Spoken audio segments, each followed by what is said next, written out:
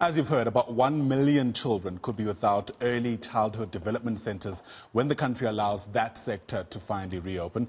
A study conducted into the state of early childcare workers suggests that teachers employed in the sector are paid below minimum wage. Now, after weeks of lockdown, the income of many households has indeed been impacted badly, and many creches and nursery schools simply haven't been paid since the end of March. Our reporter Sindisiwe Twala is covering this story for us today. She joins us now in our Johannesburg studios. So, Sindisiwe, it certainly is a cause for concern because ECD phase is quite an important stage of a child's development. Before we get to those actual details and how it's likely to work, I wonder what some of our viewers think about this. And perhaps I should pose this question to you about what exactly you think should be done to try and assist some people who find themselves in this situation. We're hearing, of course, that many teachers depend solely on this work in order to be able to make ends meet for themselves. How do we begin to bridge the gap, especially for some pupils who, in many instances, will look to these ECD centres in order to get the only type of early development that they need? Perhaps you have a creche in your own community that's been hardest hit. We're hoping to hear from you soon. Remember, our handle is @Newzroom405. Let me rope you in here, Sindisiwe, once again. You're covering the story for us. Help us paint the picture as a start. What are we seeing and what are the big concerns?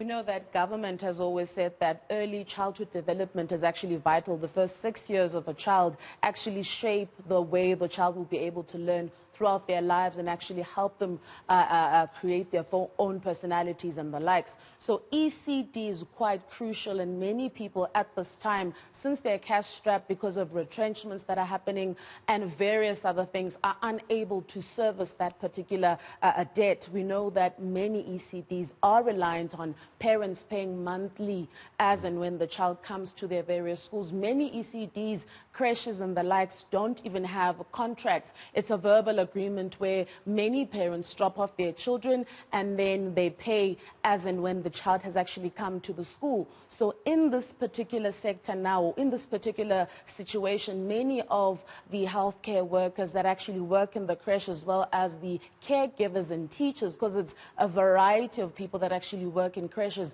are unable to be paid. Today we're going to be zoning in on a principal and an owner of a creche in Tshepisong, where she's going to be telling us about the various challenges she's experienced in this time. We know that ECD and various other businesses are claiming from the temporary employee relief fund that has been set up by government in order to avert people being retrenched and the likes. But unfortunately, at this time, that particular owner is saying she's been sent from pillar to post. We're going to document that particular exchange between ourselves and her. She's already sent us many emails showing that she has been trying to claim.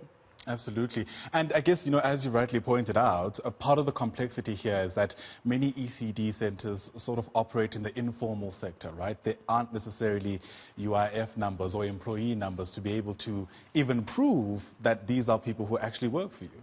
And the problem is that this particular owner actually has been paying UIF subscriptions. She is registered. She has been operational for a number of years. So she has been compliant. She says she's been working hand in hand with social development, many a times getting grants and the likes from time to time. So she is registered and accredited. But even for her, it's been tough. Imagine how it is for those that are not registered, like you're saying, where the people that actually help in the creche are not documented. So that is another problem. But what we're also going to focus on is looking into how the Department of Labour assists people in this particular instance. We're going to reach out to the department to find out what went wrong in the process, also shed light for many others in this particular school, Snetemba Daycare, to find out maybe they are going through the same problem or they're not filling in the forms correctly, what exactly the issue is.